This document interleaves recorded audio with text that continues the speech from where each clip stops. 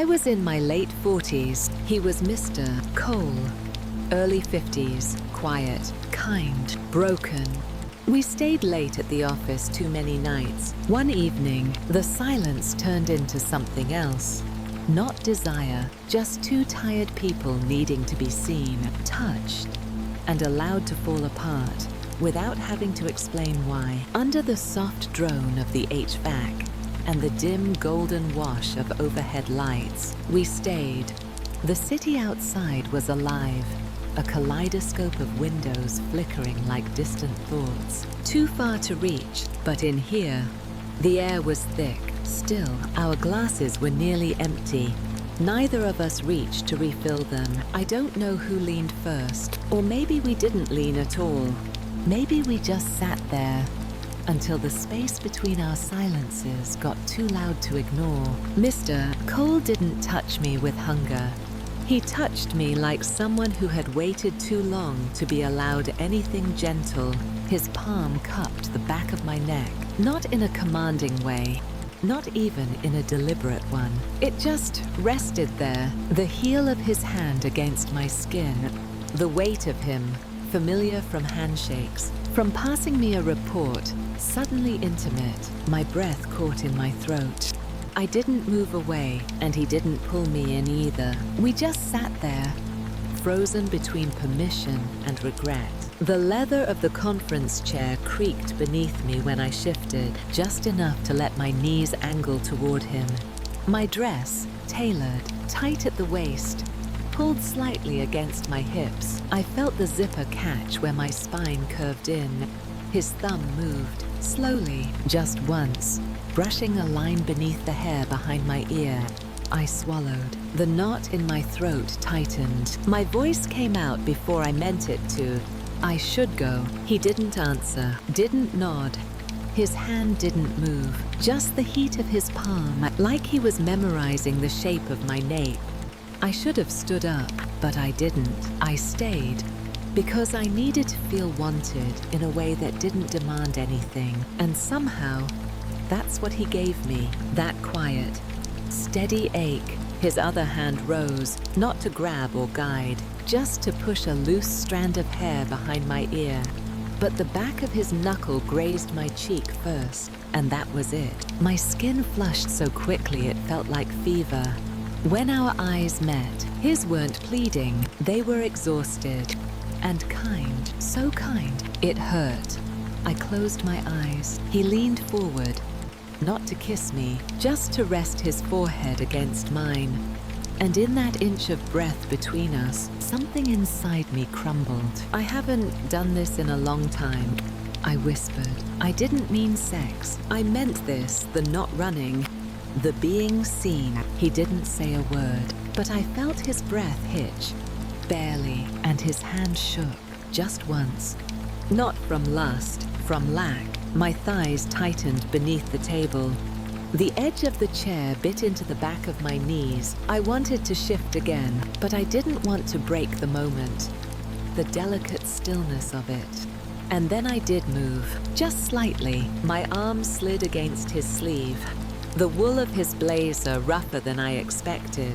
His fingers responded, curling gently, not to pull me in, but as if his body had betrayed him, as if touch had become involuntary. My lips parted, but no words came, just breath, and then a sound. Mine, soft, broken, a moan caught behind clenched teeth. I don't. I leaned closer, mean. The fabric of his shirt rustled as I pressed against him. Not fully. Not yet, but close enough to feel the warmth through cotton and silk. My shoulder touched his chest. My knee brushed his slacks. He didn't flinch. He held still like he didn't trust himself to move. God, what was I doing? But my hand found his wrist, and his fingers, those same careful, professional fingers, turned, ever so slightly, into my grip. I'm not. I breathed, voice cracking. I'm not okay. I know, he said, finally. Barely audible. Me neither. And just like that, I let my forehead fall against his collarbone. The room smelled like old paper and whiskey, and something softer. Maybe the fabric softener from his shirt, or maybe the way regret clings to people who don't speak of what they've lost. I didn't cry. I didn't speak. I just let my hand slide up his sleeve until I found the curve of his shoulder. Solid, warm. He moved his thumb again. My body tensed. My knees drew closer. The hem of my dress rose, not deliberately, just as a consequence of how I leaned, how I curled into the space between us that neither of us had ever dared cross. I didn't mean for this, but I didn't stop it either. He exhaled, slow, controlled, like he was trying not to drown. Then he kissed my hair, just once, and stayed there. He didn't say anything, he just breathed me in, and I let him. Because I didn't want passion, I wanted to be held like something he'd missed for years, and maybe he did. His hand slid down to my back, still outside my dress, still careful. But more certain now, I let my eyes flutter shut. His breath was at my ear. His cheek against mine, my jaw clenched, then relaxed. And for the first time in months, I wasn't bracing for anything, not defense, not performance, just him. I never meant for this, but some part of me, the tired part, the real part, had waited, and he had waited too. He didn't press, he didn't ask, he just let me be near. That was the most dangerous thing, because now I knew what it felt like to be seen and not asked to perform, to be touched and not expected to repay, to be needed quietly.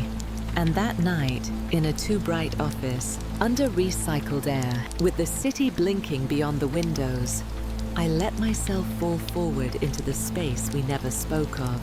I thought I was rebuilding myself, but maybe I was just finding somewhere softer to fall apart. The glass door behind me clicked shut, sealing the room like a confession box. I don't know why I locked it. Maybe I was tired of pretending we were only working late. Maybe I just didn't want anyone to walk in and see what had already begun. Not with our mouths, not with our hands, but with that unbearable silence.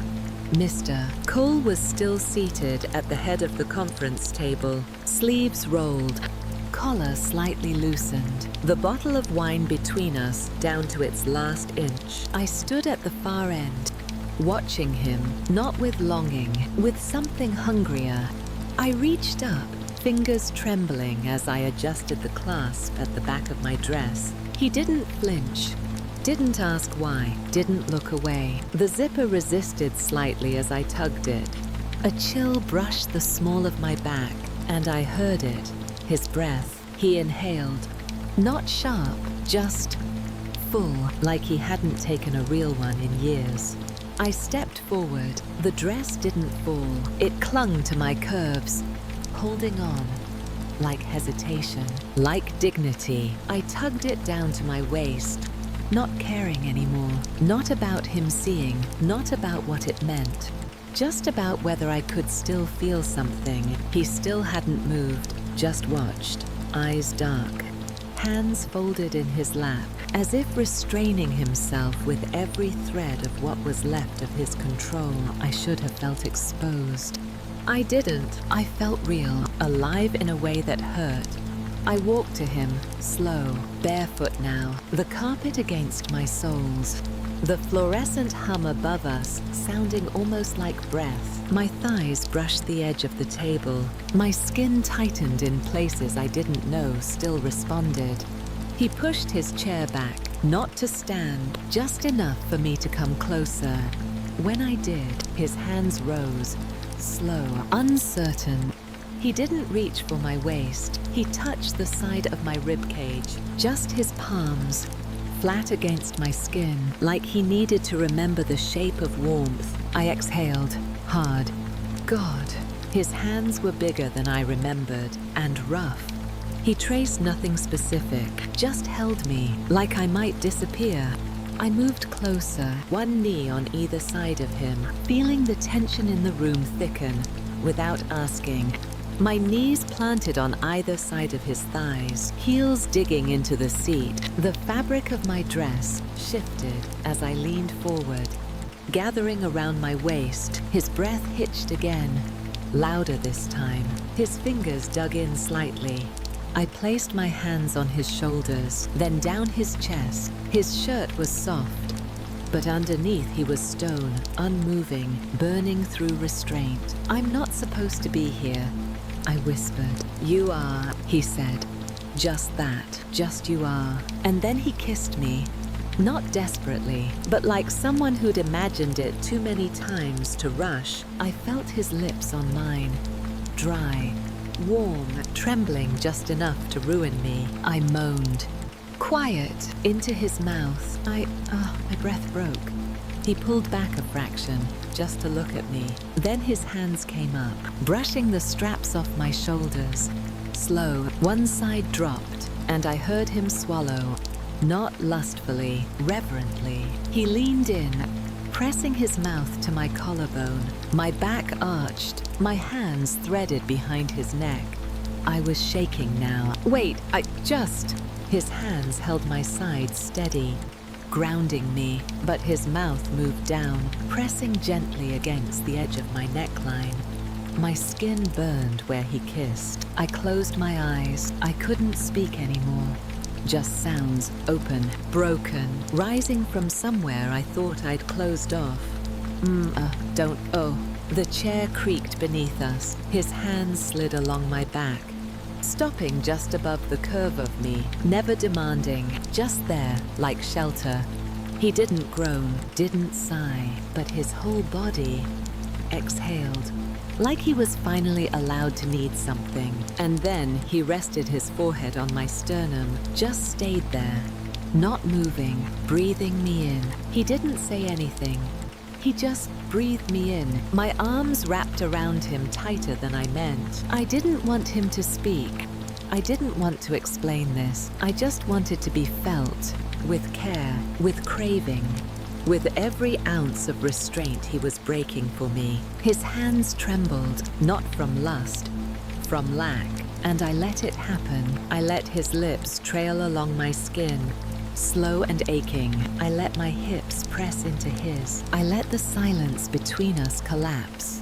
Because I wasn't looking for sex. I was looking for permission to fall, to come undone, to be needed. And in that moment, even if we never spoke of it again, even if we broke something, I would have stayed there forever. In his lap, in the quiet wreckage of control, I thought I was rebuilding myself. But maybe I was just finding somewhere softer to fall apart. I wasn't supposed to mean anything, but now I was everything he couldn't lose. And that terrified me. The next morning, no one mentioned the wine bottle left out, or the chair turned at a strange angle, or the soft wrinkle in the carpet where my heels had pressed. He was already there when I arrived. Suit back on, collar stiff, a mug of coffee beside his mouse pad, the same conference room, the same low hum of the lights, but everything felt different, like the air hadn't cleared, like the silence remembered. He looked up when I walked in. Not startled, just aware. "Morning," he said, like nothing happened. "Morning," I replied, setting down my bag. We didn't sit close. He passed me the updated project specs. His hand brushed mine, just barely. But my breath caught. I hoped he didn't notice. He did. He didn't react. Why does it feel worse that he's pretending nothing happened than if he'd called it a mistake? I tried to focus on the paper.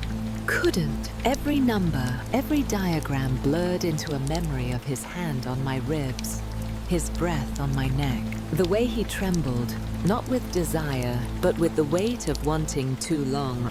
"I reordered the permits," he said, not looking up. His voice was steady, too steady. "He's already buried it."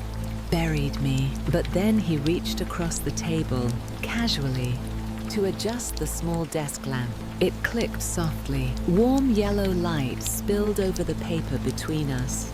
And in that tiny moment, that motion, his fingers brushed the edge of the mug, the one he'd poured for me. He didn't say anything, just nudged it towards me like he used to. He remembered how I take it. 1 sugar, no milk. My throat tightened. That's when I realized he wasn't ignoring what happened. He was holding it somewhere deeper, somewhere he didn't know how to speak from. He didn't ask. He just stayed. The coffee was warm. I didn't drink it, just curled my hands around the cup, like I needed it to keep my fingers from shaking. We weren't pretending it didn't happen. We were just surviving it, the only way we knew how. The rest of the day passed like fog. We reviewed notes, rechecked emails, went over code violations like it was any other Thursday. But every time I turned, I felt it. His eyes on me, not hungry, just aware.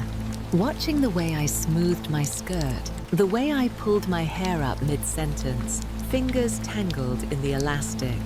The way I touched my neck when I thought no one was looking. We didn't talk about last night, but my skin remembered. So did his. Around noon, I stood by the window, checking permit statuses on my phone. The sunlight hit the glass at the perfect angle, revealing a faint reflection of him behind me, still at the table. Still. Then he stood, walked past. No words, but his hand, as he passed, barely brushed the small of my back. And in that half second, I nearly broke again. Not from lust, from grief, from the ache of being seen and not spoken to, from knowing that silence doesn't always mean distance. Sometimes it means, please don't make this harder. I turned, but he was already gone. A half-full mug sat at his place, steam curling upward, still warm. He doesn't know how to talk about it, but he left me heat. That's more than most ever did. The smell of his cologne still lingered faintly in the air. Lavender, clean, and something darker underneath. I stayed by the window a little longer, watching the city, wondering how long he'd pretend this was just another late night. Maybe I wanted him to pretend, because if he didn't, I might have to admit I didn't regret any of it, not even a little. And that was the most dangerous part. If you're still up this late, drop your city in the comments. Someone else might be watching too. I told myself it was nothing, that people stay late at work all the time, that touching someone's back doesn't mean anything unless you say it does. But then it happened again. Not the moment, not like that night, just the staying. The lights off everywhere else, only our office still glowing. The sound of the HVAC kicking in after 8 p.m. The little desk lamp between us like a candle you forget to blow out. It was Tuesday. He was reviewing blueprints on his screen. I was half reading an email, half watching his reflection in the window. His tie was off again, collar loosened. His shoulders were slumped in a way they never were around other people. That night, I said something I never meant to say. Do you ever miss her? He didn't turn, just kept scrolling, but I heard it. The pause, the breath. Every day, he said. He didn't need to say her name. I could feel it hanging between us anyway. Then, softly. But missing someone doesn't mean you want to go back. I looked at him. He still didn't look back. Just added, it just means they mattered. He wasn't talking about marriage. He was talking about loss, about carrying someone in your bones, even after they've stopped taking up space. I should have said something thoughtful. Should have asked what mattered most. But all I could whisper was, I get that. And I did. God, I did. That was the night he walked me to my car again. Like nothing had changed, except it had. He opened the door for me, waited for me to slide in, but just as I buckled the seatbelt, he hesitated. His hand rested on the top of the open door, knuckles white. I don't usually talk about her, he murmured. I nodded. You don't have to. He paused, a long breath. Then, just as he started to close the door, he said, "You're easy to be around when it's quiet." And then he was gone, just like that. He didn't promise anything. That made it feel safer. The next few days blurred. Meetings, emails, blueprints that refused to line up, no matter how many angles we redrew.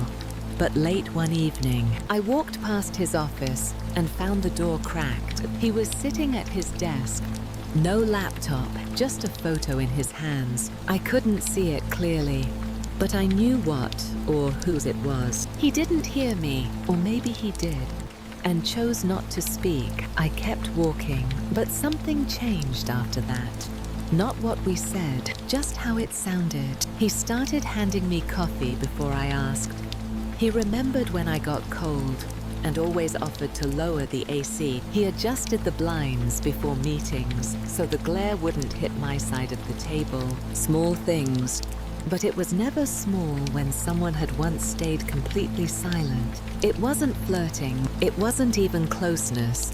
It was proximity with memory, and it hurt because I felt myself leaning in just a little every time he handed me something.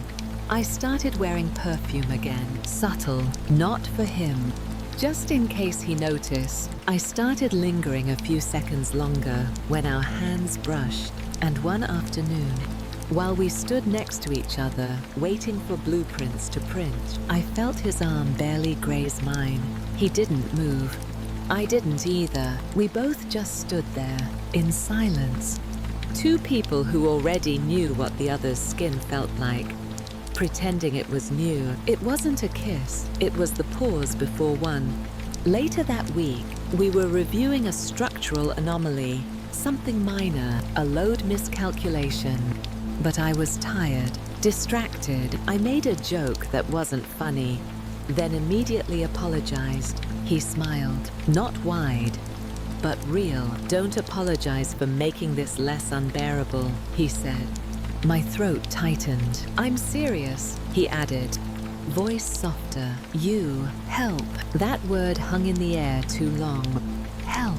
Not flatter, not distract, not even comfort, just help. And suddenly I wanted to cry.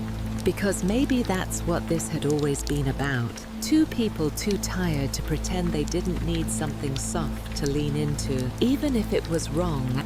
Even if we never talked about what we'd already done, even if it broke both of us again. There was one more night that week. A thunderstorm rolled in. The windows rattled softly. Most of the office had gone home early. I stayed behind to finish some final notes. So did he. Neither of us said why. And when the lights flickered, just once, I startled. His head turned immediately. You okay?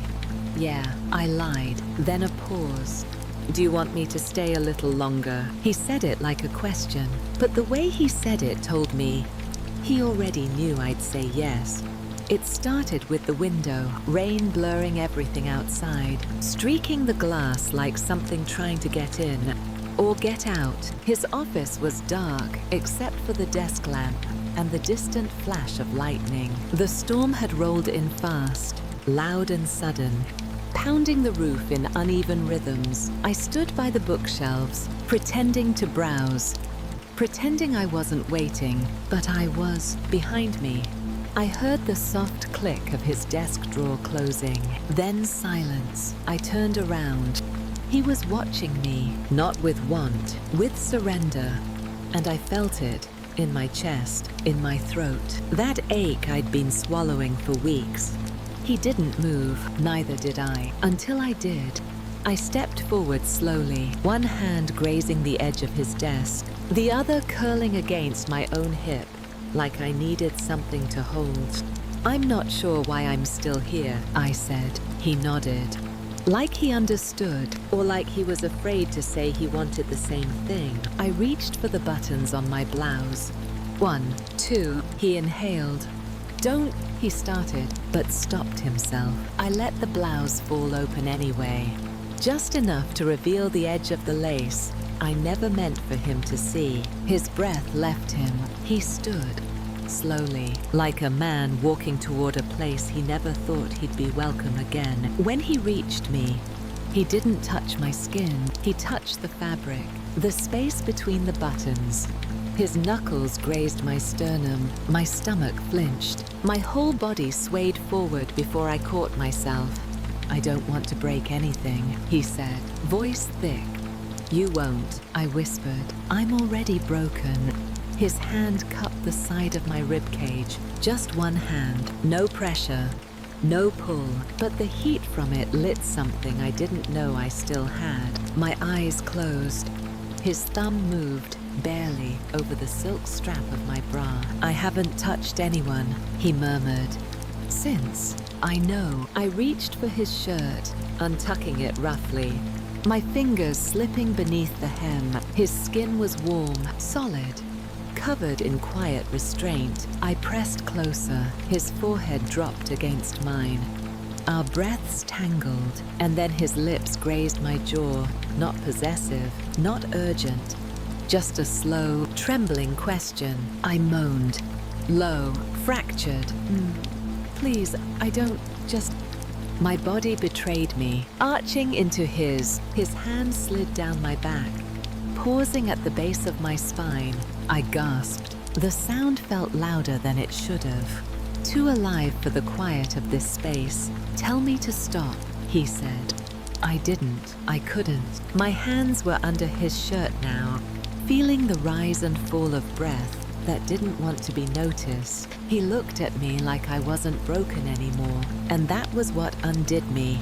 I moved first. I kissed him, breathless and sudden, like I couldn't hold it in anymore, and he didn't hesitate. He kissed me like someone starved, but still careful not to break what fed him.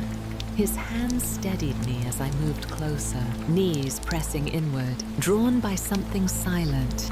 The desk dug into my back. One side of my blouse loosened, bearing more than I meant to. My voice came in fragments. "Don't! Oh God, just..." He didn't speak, just held me tighter, pressed his mouth to the curve of my throat, like he needed to remember the way I tasted when I was quiet. My fingers found whatever they could. His shoulder, his sleeve, just to stay grounded. I didn't want all of him, just enough to not feel alone. He didn't push further. He just stayed, moved with me, held me when my breath caught again. His cheek brushed mine. His mouth hovered near my ear. I shivered. He held me like I might vanish. He didn't groan. He just held his breath, and in that hold, I collapsed. I leaned into him, drawn by warmth I didn't know I still craved. My knees gave just a little, and he caught me, one arm around my back, one hand in my hair. No words, no moans, just trembling. From both of us, from the storm, from everything that couldn't be undone now. I didn't want this to mean everything, but it did. He rested his lips against my temple, and I knew, even if we never did this again, nothing between us would be the same. Not the coffee, not the silence, not the space between our desks. I told myself I was healing, but some part of me wanted to break just one more time, because with him, it didn't feel like crossing a line. It felt like collapsing into something I hadn't let myself want. And now, there was no going back. We didn't talk about it. Not the desk, not the storm, not the way I clung to him like I'd fall apart if I let go.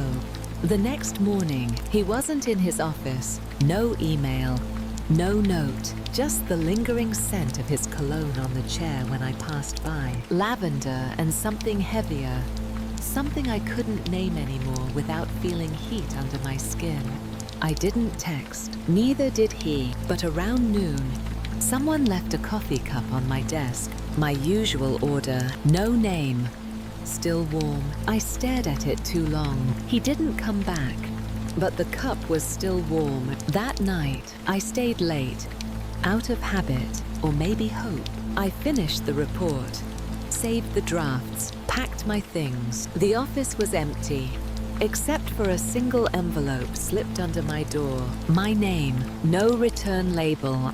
Inside, blueprints, the original layout of the project we'd worked on, but scribbled in the margin, in his tight, efficient handwriting, was one line: "The foundation holds, it just needs reinforcement." I sank into my chair.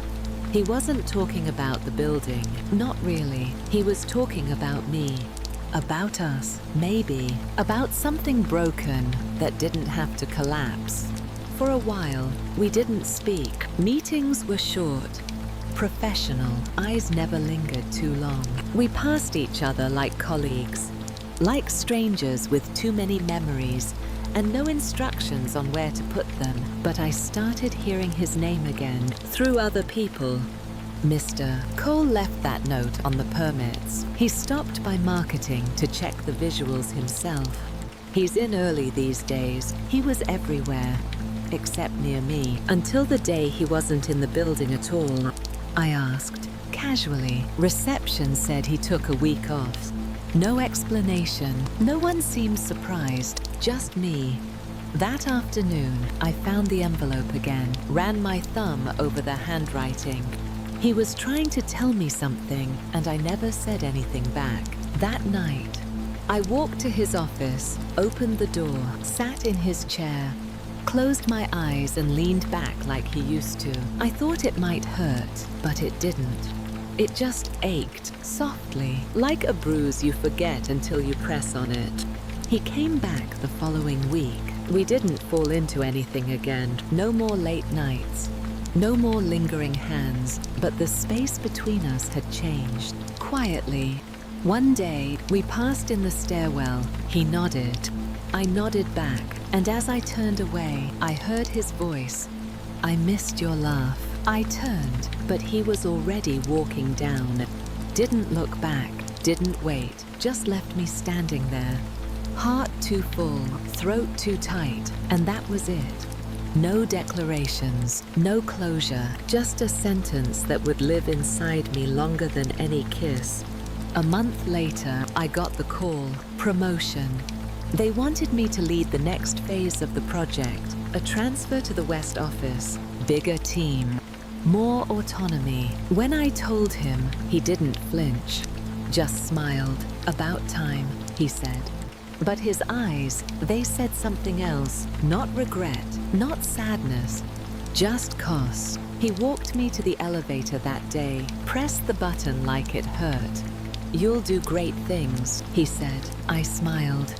"I already did," I said softly. He didn't reply. The doors opened. I stepped in. He didn't follow, didn't wave, just watched. And I understood. Some people don't stay, not because they don't care, but because what they gave you, for one night, one storm, one collapse, was all they had left. I reached for him like a lifeline. But maybe I wasn't drowning. Maybe I was dragging him under too, and still, I'd do it again. Hello everyone. Before you go, I just want to say thank you, especially to John Maniatis. You supported me $2.79 twice. It may not seem like much, but it reminded me I'm on the right path, that someone's listening, that someone cares. If you're here, maybe it's because something in this story felt close to your skin. If you're over 45, if you've ever sat in silence hoping someone would stay, just know you're not the only one. Leave a comment with where you're from. Someone else might see it and want to talk to you.